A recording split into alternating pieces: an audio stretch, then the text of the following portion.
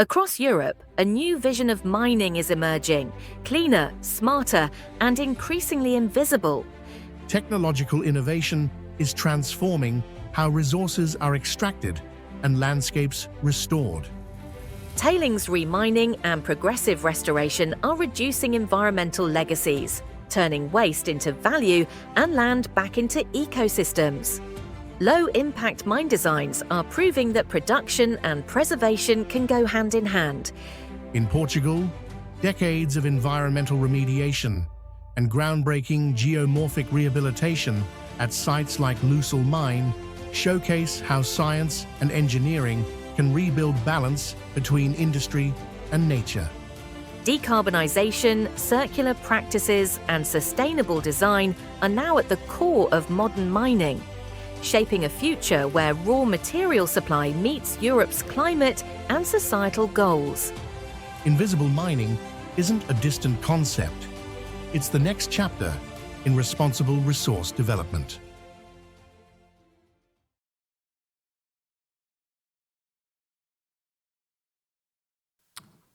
Okay, good afternoon, everyone. Just a brief introduction of me. I'm Richard Elmer. I head up Knight Piésold in London, focusing on mine waste management, particularly tailings management. We've got an excellent lineup of speakers before us this afternoon, looking at various how to make mining invisible. Invisible, I think, is a bit of a stretch, but less visible might be slightly more appropriate. Of particular interest is going to be hearing how Portugal has addressed its mining legacy.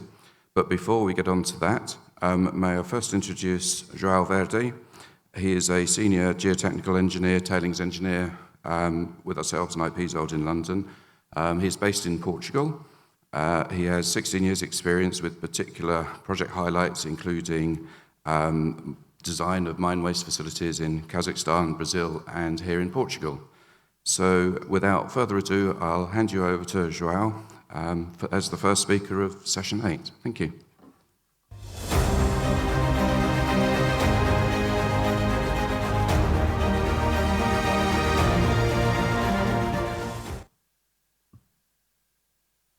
Good afternoon. Today I will introduce you to the work that Knight Piésold undertakes, and then I will progress into progressive restoration and tailings remining, which are good examples of silent mining and responsible mining. So Knight Piésold are experts in delivering work regarding tailings management facilities. We design these facilities from inception to feasibility studies, detailed design, construction supervision, to audits and mine closures. We have offices in 16 countries. I work for the London office, and we have more than 100 years of experience. As the map shows, we have been undertaking work in all over the place. Regarding progressive restoration, it was mentioned yesterday that 80% of the critical raw minerals in Europe are within areas of natural parks or in protected areas. The project that I'm presenting to you today is no exception to that. It is located in the heart of a natural park in Scotland. It's an underground mine, and it has a life of mine of 10 years. To store the tailings generated by the mine activity, the first option developed consisted of a conventional upstream raised slurry tailings facility. This type of option has several constraints, requires significant foundation preparation, affects topsoil permanently, impacts natural water courses, and the closure phase can only be implemented at the end of life of the mine. The managers of the natural park disregarded this option.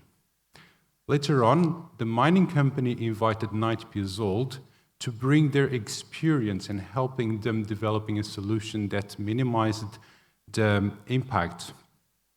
Knight Piésold suggested that stacks that occupied small areas in the project and did not overlap the footprint of the natural course could be developed.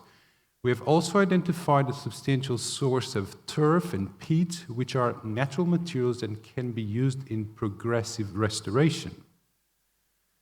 So looking at the cross-section of a stack, Knight Piazzol undertook a ground investigation to identify weak spots where we would excavate the weak materials and replace by mine rock. We just do this locally instead of excavating the whole area to minimize waste.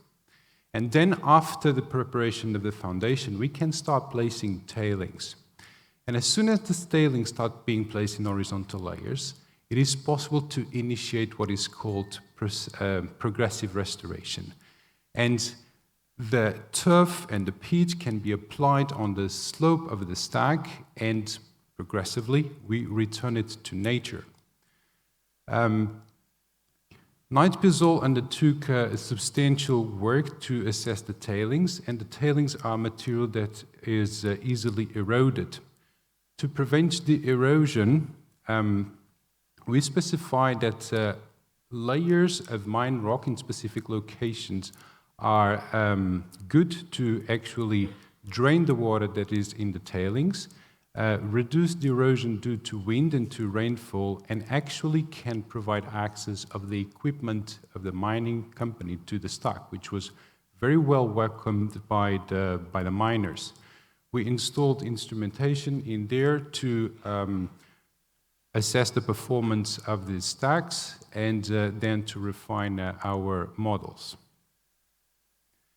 And in this figure in here, you can see that the site in 2016 was a greenfield. In 2020, they started the preparation of the foundation works, and in 2021, the tailings were already being placed in there. But I drag your attention to 2022. The stack is still being constructed, but the progressive restoration, more at the toe of this facility, is already ongoing. And you start seeing that even though mining is occurring, it's looking greener.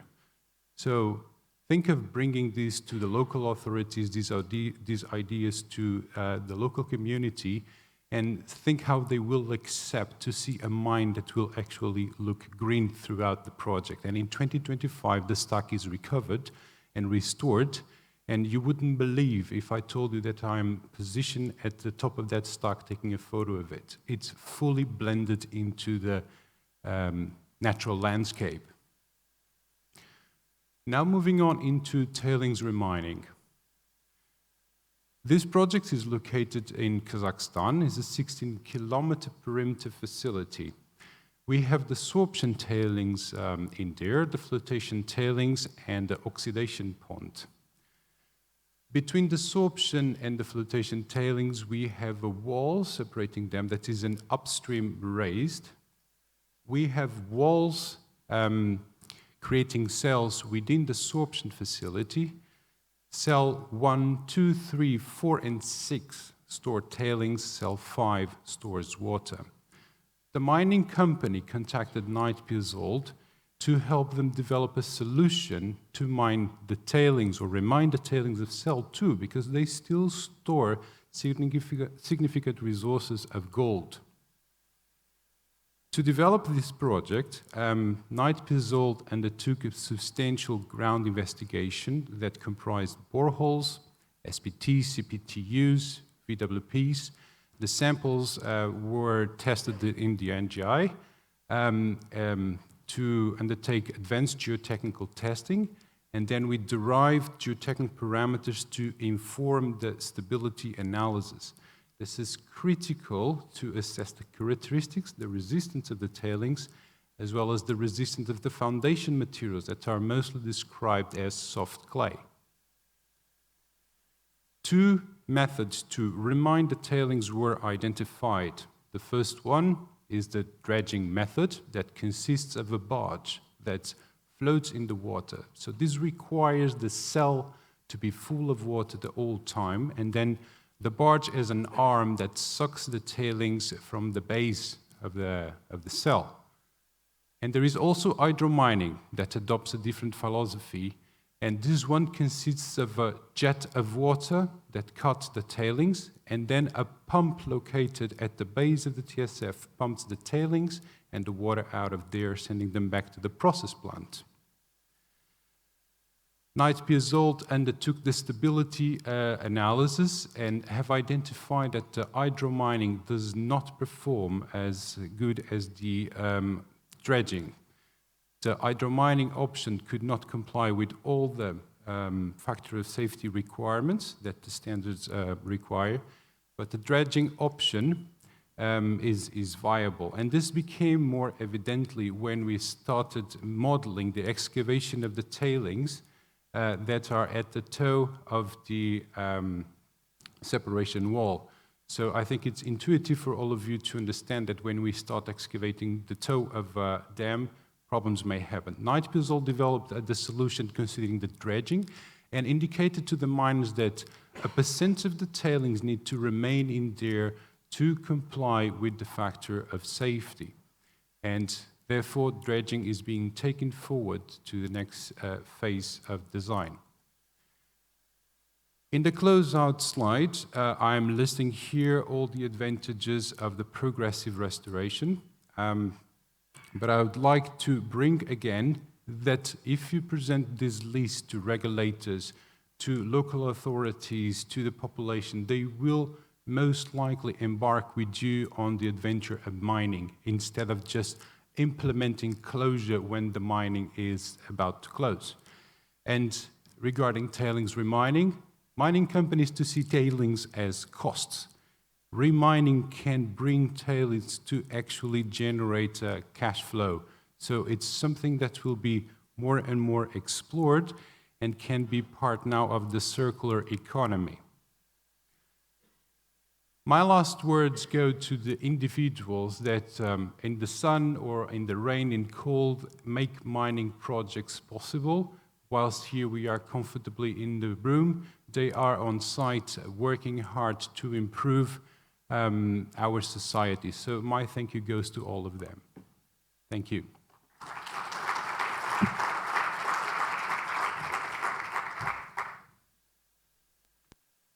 Excellent. Thank you, João. That's a great presentation. I love the close of the presentation as well. I didn't know that. You didn't know you were going to say that. That's fantastic. We'll move swiftly on to Alvaro Acosta. Unfortunately, David O'Connor can't be with us this afternoon. Alvaro's agreed to stand in his place. Alvaro is a principal consultant at ERM with 10 years' experience, focusing on sustainability strategy. So over to you, Alvaro. Thank you.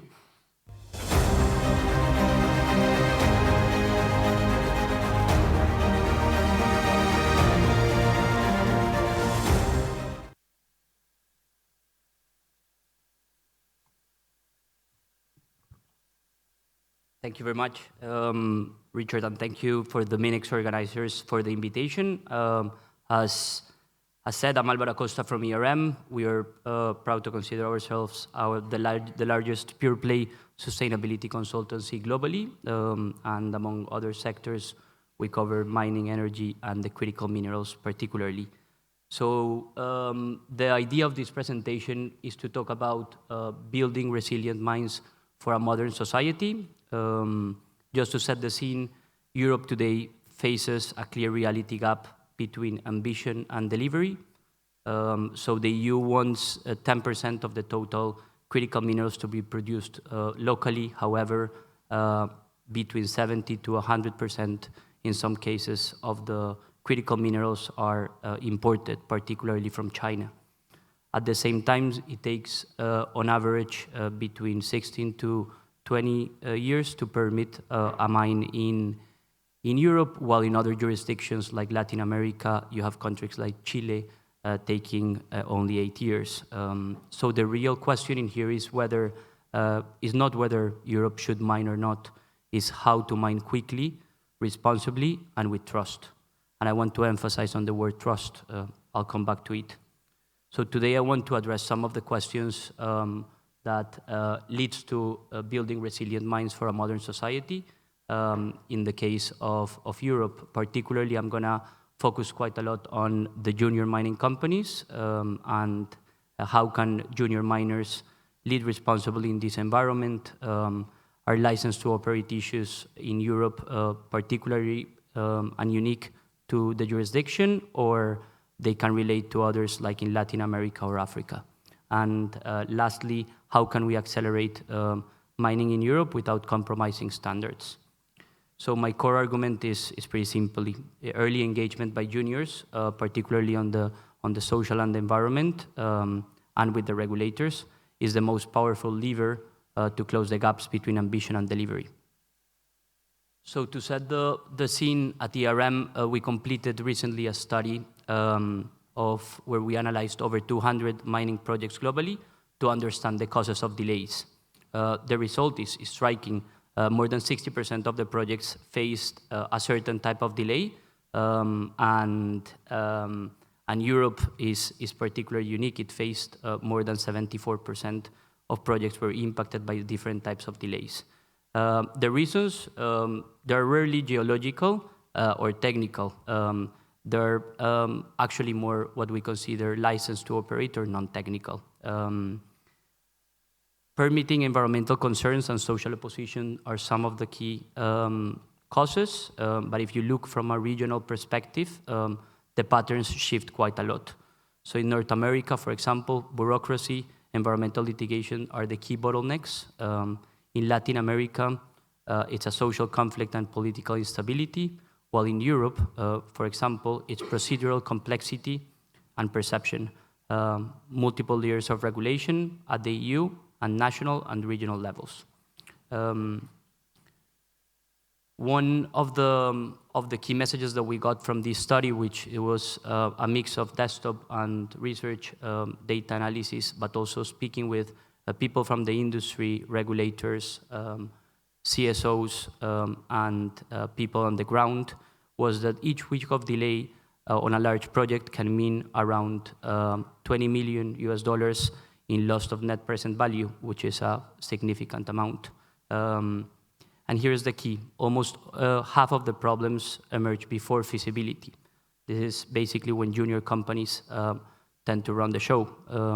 And that's the window where engagement and preparation make the biggest difference. So I was talking about non-technical risks. You can also call them above-ground risks or license to operate issues. And the truth is, the mining sector doesn't stop by geology. It gets stopped by people. Social environmental risks are deeply connected, so a small environmental issue can actually become a social one, and then a political or a reputational crisis can emerge. So we've seen this play out globally. The Cobre Panama is one of the recent cases. Globally, it started as an environmental issue, then moved to a social conflict, then maybe some tweets by our good friend Leonardo DiCaprio, and which emerged into a particular crisis in the company. In Europe, the dynamics is different, but equally challenging. So opposition tends to be institutionalized and legally sophisticated, driven by organized NGOs, local councils, and communities with access to environmental courts and loads of funding. And the key takeaway in here is that these risks are they're predictable. They might be predictable and manageable if you don't tackle them quickly.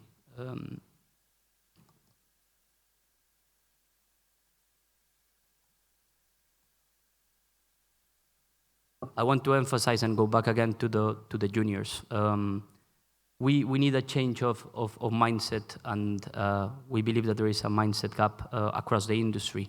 ESG, sustainability, responsible sourcing, or however you want to call it, is still often treated as a compliance task, not as a strategic advantage. That mindset tends to cost. Normally, kind of, it's run by fragmented teams, and which delays decision-making. Juniors can actually change that. They're small, flexible, and close to the ground, which makes them ideally placed to build relationship and credibility. However, they faced some considerable risks, particularly on the finance. So the message in here is if juniors integrate ESG from the start, engaging openly, sharing baseline data, showing transparency, they just don't just tick the boxes. The commercial edge is really important. So for them, faster permitting, fewer legal challenges, and better access to capital it's the trilemma of concerns. So too many juniors oftenly operate what is normally heard as under the radar and hoping to avoid scrutiny, particularly in the early stages. And then in some cases, it's just too late. Perceptions are already formed. There is already community opposition. And then when a major comes into the play, there is a structural issue from a social perspective. So in here, the rule is simple. Engage early, engage often. Build trust before you actually need it. And as we like to say at ERM, trust is the new permit.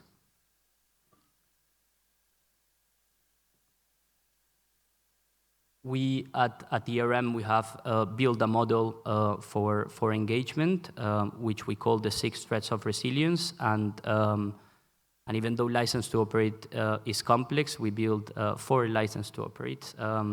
But in terms of the 6 threads of resilience, first, identify risks and opportunities early. I have talked a lot about risks, but it's also opportunities to engage with the communities, to engage with the stakeholders on the ground.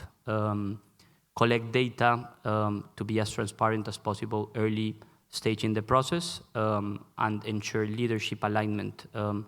ESG isn't just a department, it should be part of your core strategy. The other bit is on co-design for positive impact. This is basically working together with the communities and not just for the communities. Finally, just transparency and adaptability, and leveraging technology and artificial intelligence for monitoring and early warning. In the due diligence space, for example, traders are increasingly using AI to track the different risks associated with their supply chain, including raw materials. Finally, on the 4th license to operate, we have the regulatory license, so engaging early with permitting authorities. Yesterday, I heard a really powerful message in this room. So everyone tends to blame the politicians. I think the sector needs to stop blaming the politicians and start acting more and engaging with the regulators. Second, socioeconomic license. Aligning with the communities and making sure that their benefits are taken into consideration is not only jobs or training or infrastructure. And finally, the 2 environmental and financial licenses, building credibility through strong baseline data. And on the finance side is not only the investors, but also in Europe, well, you have the privilege of having most of the Western OEMs in your backyard. I'll end with the opportunity that Europe have and the mining sector in general. So there are multiple examples of how engaging from early stage in the process can be of significant impact. We have examples such as the Keliber lithium in Finland, involving regulators and communities from the start can cut around 2 or 3 years from the permitting process. We have Vulcan Energy in Germany, raising more than $500 million in strategic investment. And Europe has particularly really solid regulations and rules, which makes it predictable rather than other jurisdictions like Latin America or Africa. Once a permit is granted, it's generally secured, which gives investors long-term confidence. So the goal isn't to lower the standards, but how to work smarter, integrate that baseline data, stakeholder engagement, and design work in parallel instead of linearly. And for juniors, which have been the center of my presentation, it's a matter of transparency and engagement to take commercial advantages. As I say, they differentiate responsible projects, attract responsible capital, and build public support from the start and faster. So in short, the message will be trust accelerates mining. That's the real opportunity for Europe to prove that speed can also go aligned with sustainability. Thank you.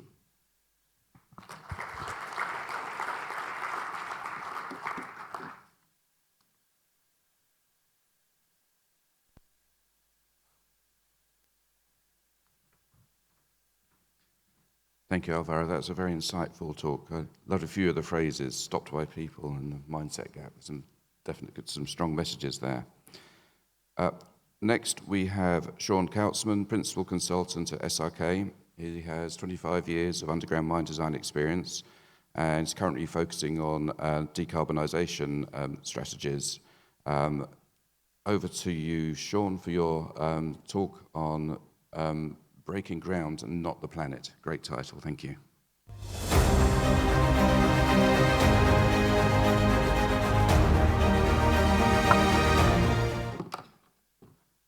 Afternoon, everybody. Got to admit, I kind of like that walk-up music there. It's a little different touch than a lot of places I've been. It's not quite as catchy as the Champions League theme that we'll be playing at the sporting game tonight, but then again, as you can tell, I'm not quite a professional football player either, so I do appreciate that. So again, yes, my name's Sean Kautzman from SRK. Going to have a brief overview today of incorporating decarbonization into your mining technical studies. So mining companies are motivated to implement ambitious carbon reduction plans with targets aligned towards the 2015 Paris Agreement goals. And increasingly, the negative impact of mining on climate change has increased steadily. And there's been a significant increase as such with mentions in regulatory filings and media releases. There's a number of factors at play. Some are external, some are internal. And our speakers over the past 2 days have discussed many of these. So I thank you for helping lay the groundwork for me. One of the common themes is that all these projects require investment, which has been another common theme over the past 2 days. Implementing decarbonization efforts into your technical studies can help attract investment through various lenders who mandate these practices, and thus, for your project, may be a differentiating factor should you choose to include that within your studies. And while I'm not here to state that certain solutions are better than others, nor that every case is simple and straightforward, I'm not that naive, but at the same time, I believe that decarbonization is becoming more and more prevalent in technical reporting, and thus my advice is to be proactive regarding your planning and communication around these efforts. Although it's established that carbon reduction is important, it is a relatively new imperative within the mining industry, and industry-wide best practices and guidelines are more nascent. In the absence of technical guidelines, there are climate disclosure standards that mining companies are being compelled to observe. Understanding these disclosure standards and the level of carbon reduction ambition required is becoming fundamental to the latest generation of technical studies being completed. Many mining companies are building decarbonization into their internal technical study standards. This is often done by majors and the mid-tier miners, while we find that with some of the junior companies and the exploration companies, they're a bit more not as developed or mature, I guess I'll say, from that standpoint, from our experience thus far.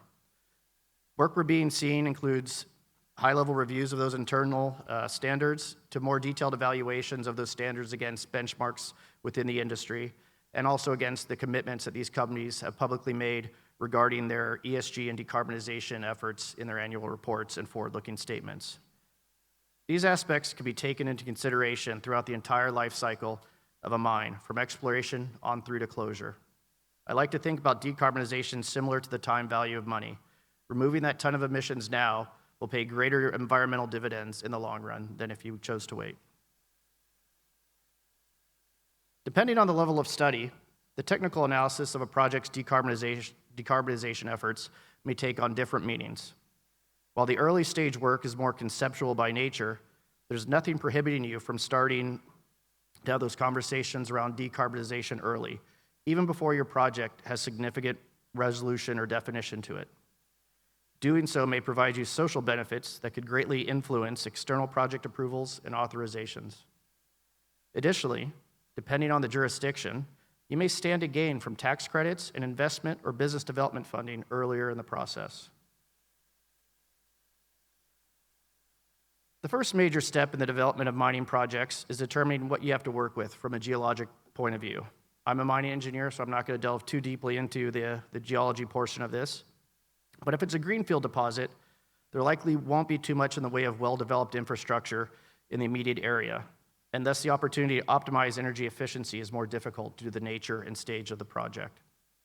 Depending on the stage of exploration and remoteness of the site, it may require bringing in supplies and equipment with helicopters, barges, etc. versus having roads or rail access. The earlier in the exploration stage, the less impactful the geological work is on the environment typically. Some of the work is completed remotely on a computer, while other aspects require more of a boots-on-the-ground fieldwork approach. The exploration camps and related infrastructure can be relatively minimal from an environmental footprint perspective, and equipment such as generators and compressors are usually smaller. Regardless, following the leave no trace ideology from the camping type world is a good idea even at this stage, as I've seen numerous examples of exploration camps that were not properly cleaned up, as the operator assumed that no one would ever wander upon the mess that they had left behind. The first mining technical study after the resource estimate is completed is typically a scoping study or PEA. At this point, you're just starting to understand the potential scale of a project, so most items will be at a conceptual level. Some of the decarbonization items to explore can include conducting an additional energy assessment and calculating the annual energy requirements, starting to distinguish between different forms of energy that will be required, such as electricity, diesel, natural gas, and so on. You also look at estimating the scope 1 and 2 greenhouse gas emissions using the available data, which again may be very, very limited at this point. You can also evaluate the potential sources of energy supply, the strategies for GHG reduction, such as incorporating methodologies such as ore pre-concentration, and you can also evaluate potential risks associated with the transition to low carbon energy sources. Other items to include are assessing how the anticipated GHG emissions align with the company's emission reduction goals, evaluating how the project's emissions stand in line to the carbon targets of the host country, as well as to other projects of similar scope and scale, and ascertaining if the project may activate GHG-related regulatory obligations, such as carbon taxation and mandatory GHG emissions reporting. Next comes the PFS stage, in which you'll want to further assess items identified in the PEA, either in more detail or in light of new data that's become available since the PEA was completed. Some of the topics at this stage can include developing a progress report on the energy use and the greenhouse gas generation values estimated during the initial assessment phase from the PEA, narrowing down the various options for energy provision. You may be very limited in that standpoint, so that may be a very quick exercise. You can also further evaluate different strategies and technologies to diminish the carbon footprint and advance engineering designs to enhance comprehension of the energy requirements. Often this work during a PFS stage is accomplished using trade-off studies. This can be a very iterative process, with a change in one part of the system having an effect on others, sometimes positive, but yet sometimes negative. Moving on to the feasibility study or FS level, this is where you really need to start tightening down your plans and start working on the operational readiness aspects for the project. Some of the things you'll do at this stage can include establishing the electricity and fuel needs for both the construction and operational phases. So for these, projections for the operational stage should correspond with the mining and processing schedule and thus take into account variations in ore types. You also want to verify that the energy provision is stable, dependable, and underpinned by engineering assessments. And with that, ensure that the necessary authorizations for the energy supply are attainable in the requisite time frame to avoid some of the delays that were previously mentioned during the project phase. You look at providing comprehensive details on the expected terms for commercial contracts to back the chosen energy options. Refine the strategy for reducing carbon emissions through the lifespan of the project. Ensure that the forecasted GHG emissions are in line with the company's objectives for 2030 and 2050 or any other internal guidelines that have been set. And ensure that any applicable carbon taxes have been incorporated into the economic model, allowing for any expected increases over the life of the project. My final topic for consideration today is especially relevant given the record prices currently being seen for some commodities, as has been discussed yesterday and today. So now that the mine has been built, or the project is looking attractive enough to finance, now what do? Firms engaging in mergers and acquisitions should be cognizant of the potential climate change-related risks that could emerge during the transaction process. Most of our clients include this assessment in their analysis while undergoing due diligence of an asset or a company.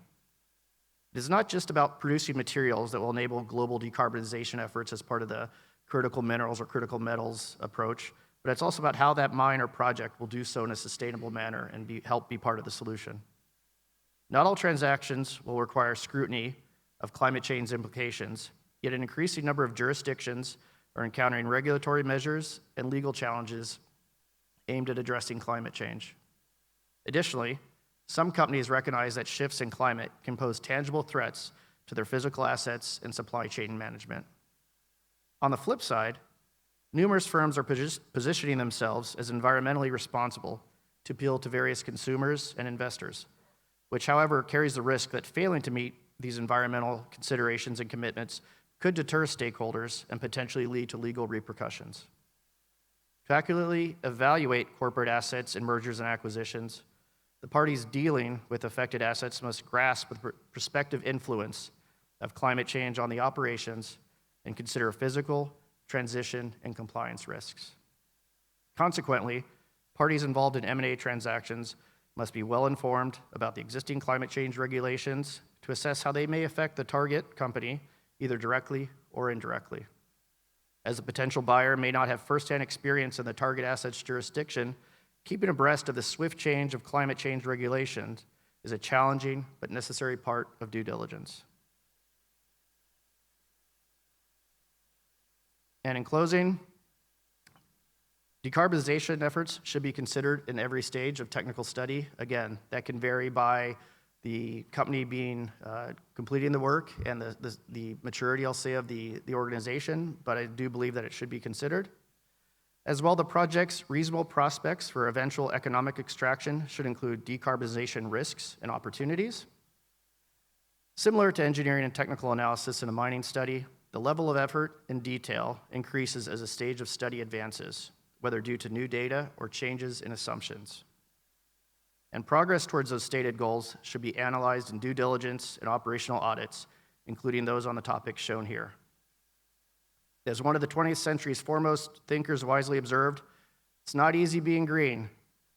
And I agree with Kermit that it's not, but consideration of green mining endeavors in your technical studies is a responsible effort in the eyes of your stakeholders.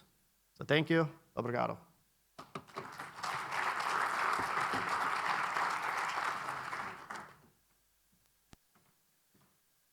Thank you, Sean. And that's another unexpected closure. I wasn't expecting Kermit to make an appearance in this afternoon's procedures. So now we're moving on to a couple of case studies of mine remediation here in Portugal. The first is going to be presented by Carlos Martins, who's a technical director at EDM. He's been working for the last 15 years on mine remediation projects in Portugal. So over to you, Carlos.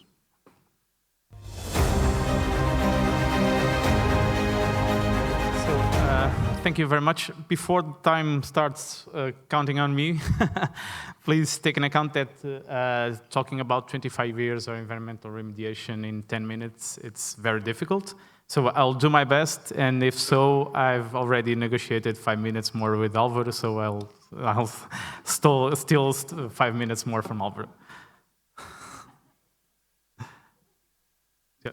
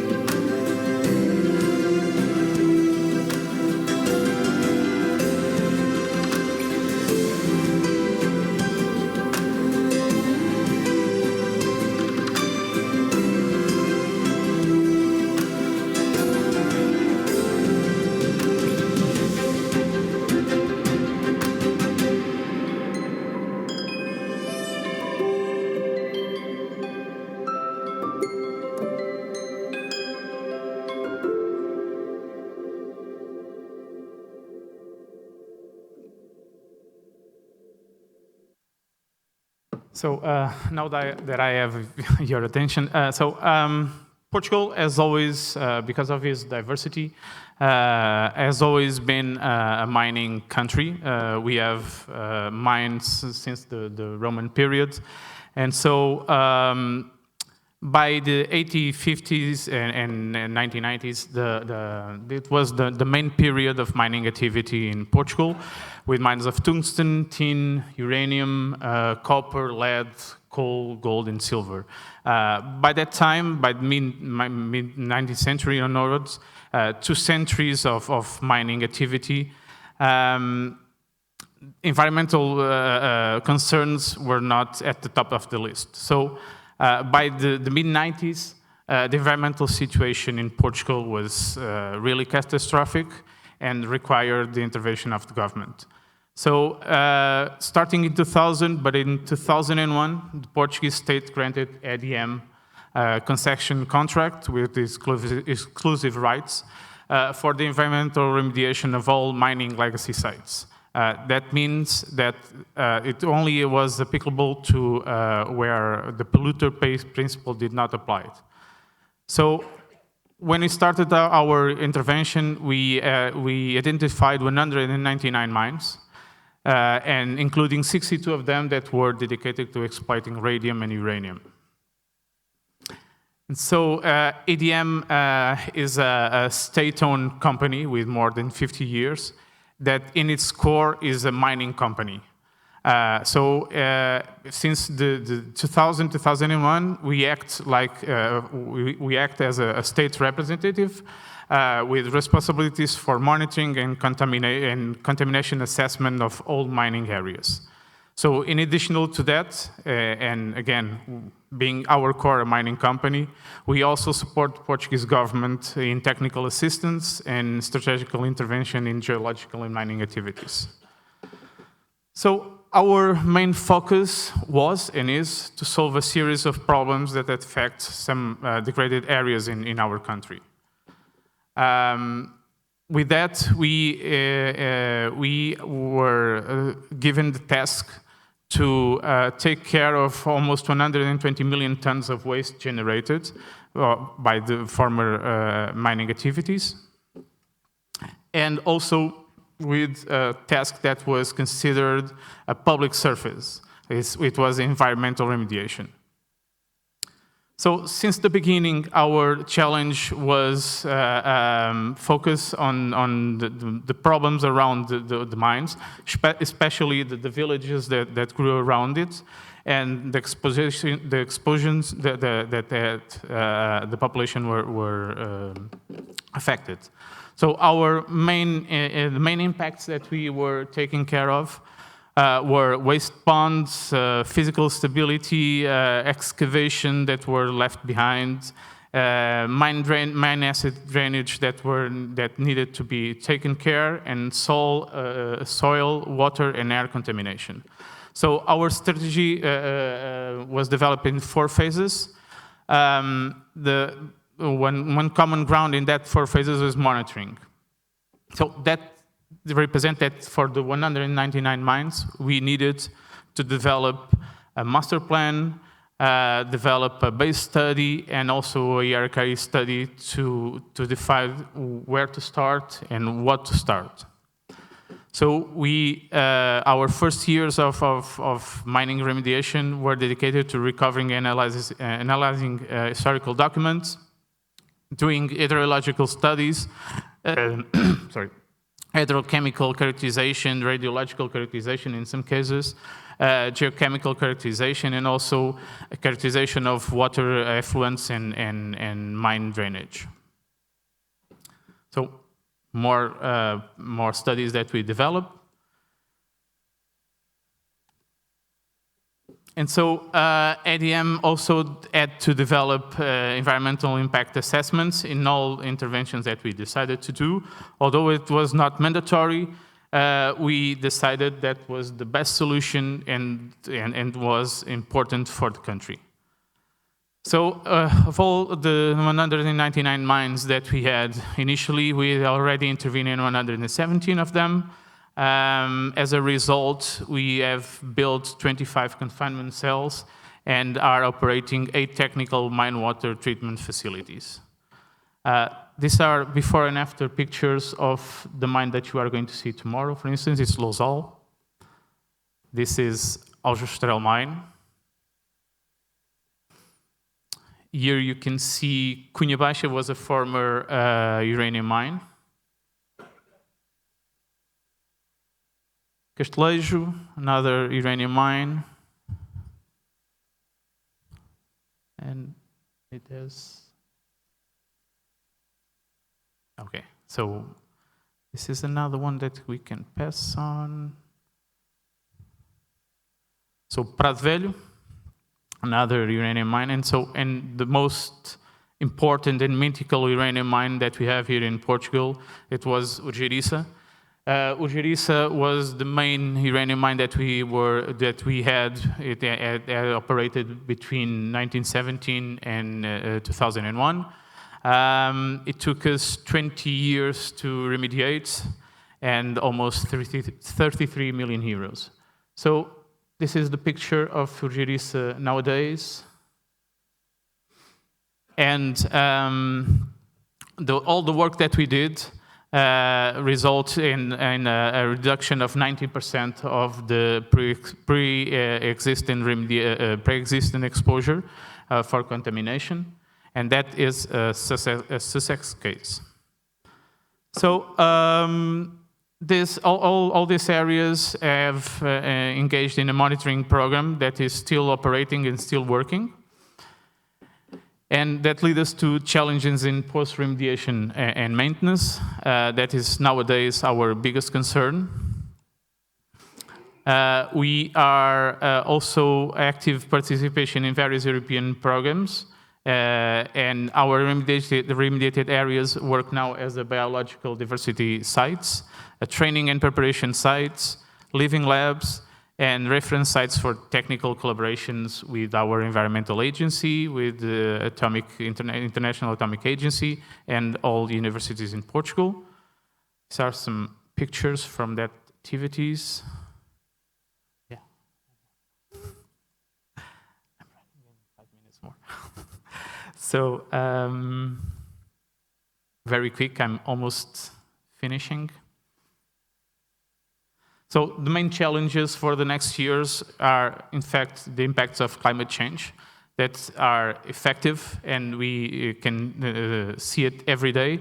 Trying to keep up with the advances in technology and knowledge, and also maintaining our stakeholder engagement, the clear mandate for post-remediation management, security fundings, and also, and more important, retaining human resources and technical know-how. So, in conclusion, from the 199 mines that we are under our scope, we have already intervened in 117 until 2025.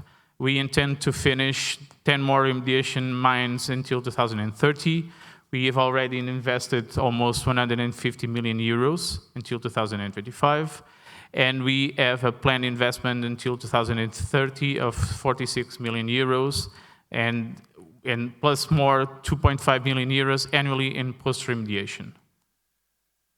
So, thank you very much.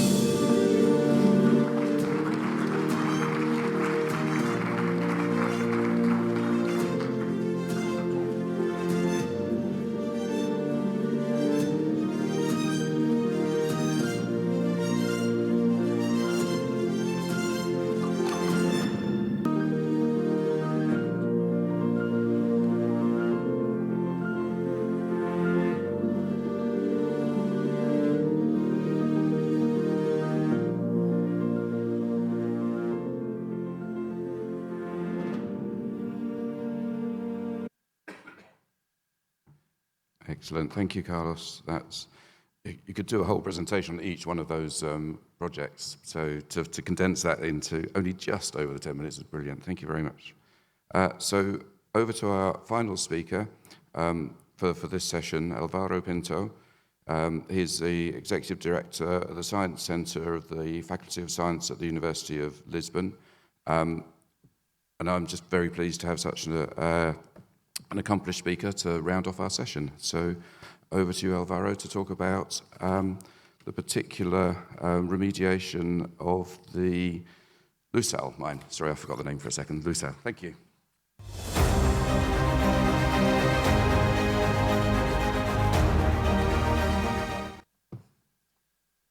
Good afternoon, everyone. Thank you very much. First of all, I would like to thank the organization for the invitation to be here. And at the same time, thanks for choosing mining site, Lusal mining site, to run the visit tomorrow. So for those who are going to visit the Lusal mining tomorrow, you may confirm and check every single detail I'm going to present now.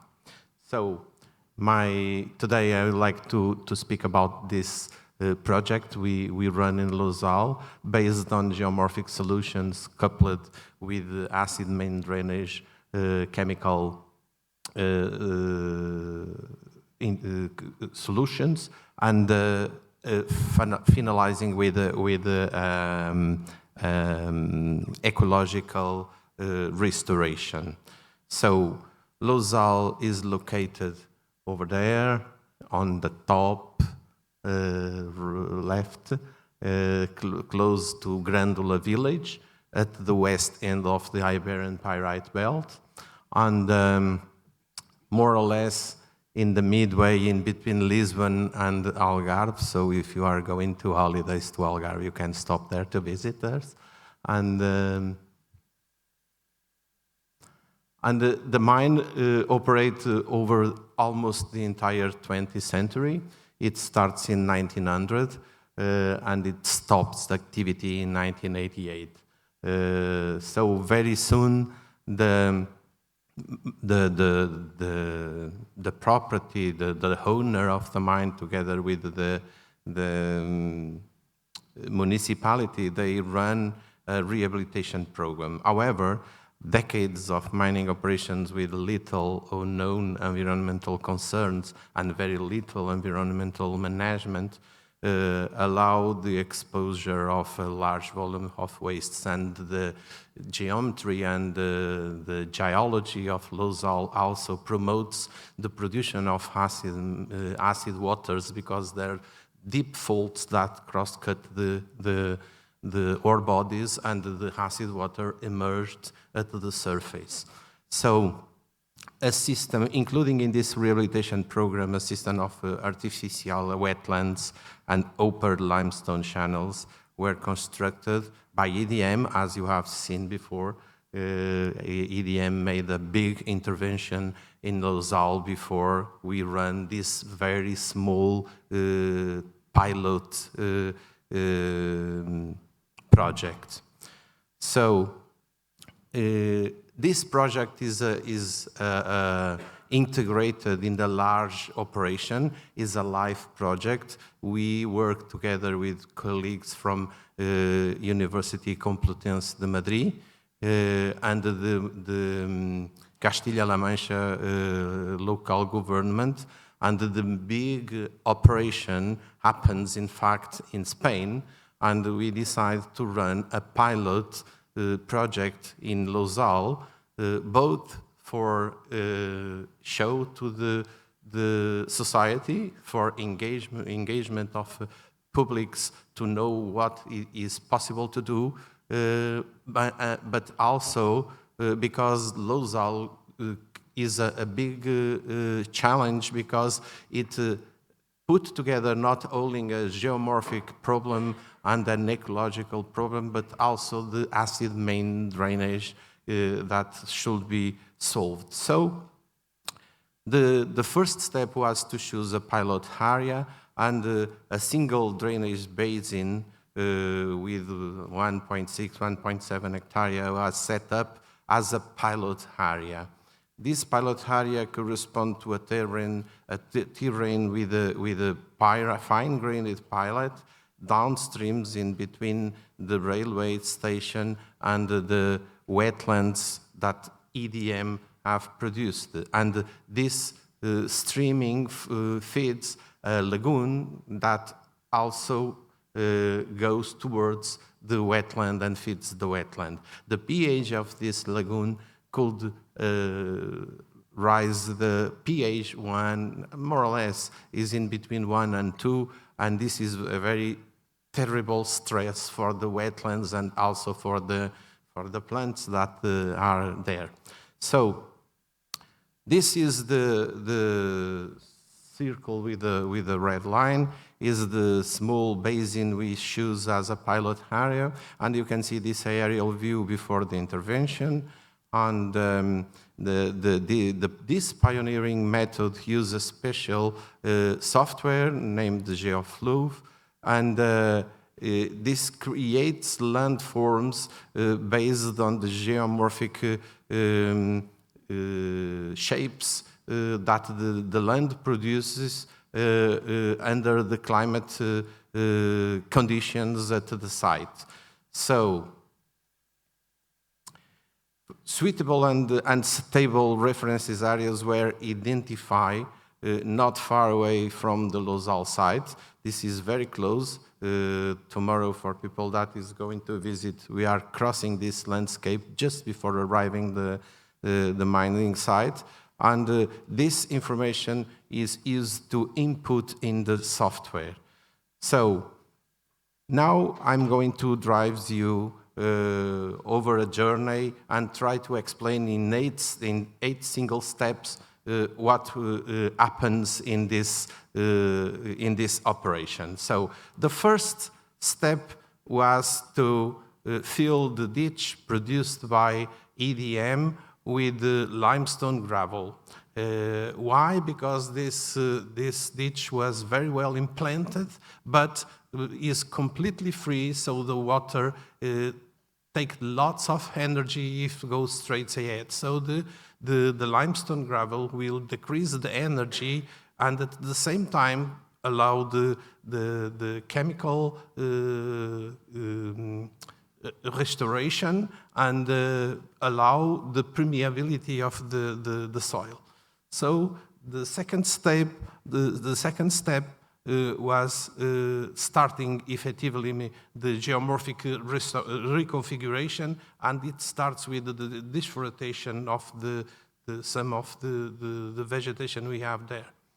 Then on the step 3, we start the topographic survey. This is not the topographic survey. In fact, we are implementing on the field the information that we got from the software to produce the land shapes that were studied. So in step 4, it starts the earth moving, and this is very challenging because the guys, the operators are. Their mind is to produce flat land. They are prepared and trained to produce flat land. And this is not what we would like. We would like to have valleys and hills, and we do not like to have straight ahead streams. We should have rounded curves around the slopes. And this is represent a big efforts to day by day, hour by hour, be with the operators to run this properly. So the curves and the shapes we prepare are implementing with a mathematical precision. We imprint lines on the floor, and the operators, they have to follow these lines and make this as the software tell us to do. So after 1 week work, we start seeing the reliefs appearing, and we can see with this light at the end of the day, we can see the shapes appearing, and bit by bit it increases and it goes forward, and at the end of 2 weeks we finalize the sculpture. We play like God. We are sculpting the earth. And as you can see here, the appearance of the terrain looks like a natural relief at the Alentejo region. You can compare these two surfaces, the natural one in the left-hand side and the one that made by the man in the right side. So at this moment, we finished the geomorph restoration, and now it's time to start the chemical solution, the chemical remediation, in order to reduce the impact of AMD. So for this, we will cover these shapes we produce with 2 layers to finish the space. So at the step 5, we can show you the producing of the first layer is a 10 to 15 centimeters thick and consists of a mixture of clay and limestone gravel. And the goal is to neutralize the acid water and at the same time facilitate the infiltration of the groundwater, and also helps to retain some water and moisture to allow plant growth. So you can see a view, aerial view of the area being covered with the limestone gravel plus clay. Is not a big area, however, I would like to emphasize that this is being done with only 2 machines and 3 manpowers, and it was need only 1 week to do this. So afterwards, we start to producing the top layer, the final top layer, and it consists of soil mixed with animal manure that will create a sustainable soil as a substrate for the revegetation and for the ecological restoration with endemic plants. So at the end of this stage, this is the view of the site. The slope is from back towards the bottom part of the photograph. And we left 3 open limestone channels to improve and to help the surface AMD neutralization, and at the same time to promote the precipitation of the metals in solution. So at this point, we finish the chemical intervention, and it is now time to finish the intervention with the revegetation and the ecological assessment. So for this, we took lots of time before starting the operation. Why? Because we need to do this with endemic plants. We have some images here with the right scientific names of the plants, and this was the work of several botanic experts that decide what kind of plants we should put there. They are all wild plants, so we cannot buy these seeds. We should contract a company that over 2 years collect the seeds until we have the amount of seeds we need. And then they were distributed in the terrain manually. So this is the first results appearing. I have to confess, in between the last photograph and these photographs, I were always very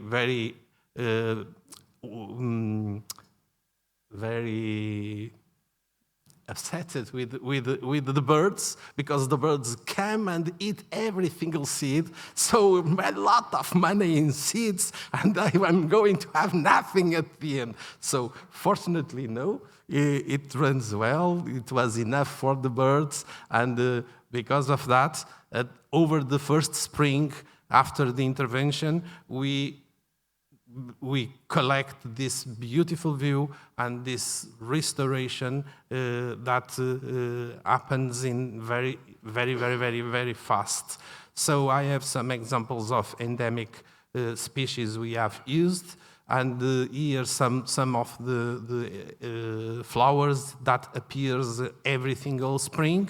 And I have also to emphasize, when the flowers appears, the insects and the bugs, they also come, and with the bugs, the birds also come, and then the mammals, small mammals, so you can feel and you can measure the biodiversity improving, and you can feel the nature working. Is absolutely amazing. I'm geologist by formation, but I become astonished with how fast the nature reacts with the opportunity we are giving. So in February 2024, this is the aspect of the small area we have in Turf. And now we are running the afterlife period, the 5 years afterlife period, and of course we are running monitoring the system, and we already know that we have at least in between 8 and 12 new species on sites. That means the nature is working properly. And of course, we are also running some soil and hydrochemical monitoring. We can see that the channels, the channels with the rocks are already turning reddish because of the iron deposition, mainly iron deposition on the top of the rocks, and the water we are measuring very closely, very often, and we can see that the pH is increasing very slowly, but is increasing. The amount of metals, the conductivity is decreasing. So we are not solving entirely the program, but helping the water that goes to feed the wetlands that EDM have produced. And this is another view. And just to finish, this is 2 photographs that the time gap in between them is 20 years. And I should remember that the mine finished operations in 1988, and between 1988 and 2002, before EDM intervention, nothing grew in these terrains. And in 2022, you can see the terrain looks like the natural landscape around the area. So just to finish, because I'm already consuming my 5 minutes, I negotiate. So geomorphic rehabilitation of mine sites combined with ecological restoration provides long-term stability and maximizes the recovery of local biodiversity, visually integrates into their surrounding, and achieves a high level of acceptance by the population, administration, and political decision makers in the territory. The Life River Mine project is a pilot ongoing research that doesn't not aim to provide closed, universal, and guaranteed answers. Our preliminary results indicate the sustainability of the ecosystem created, requiring very little or no maintenance, which is a key to the economic viability of these solutions in both green mining and mine reclamation scenarios. And the ultimate goal is to reconcile mining activity with the return of land to nature with the least possible impact, making environmental sustainability an intrinsic value of mining activity. So that's all. Thank you very much.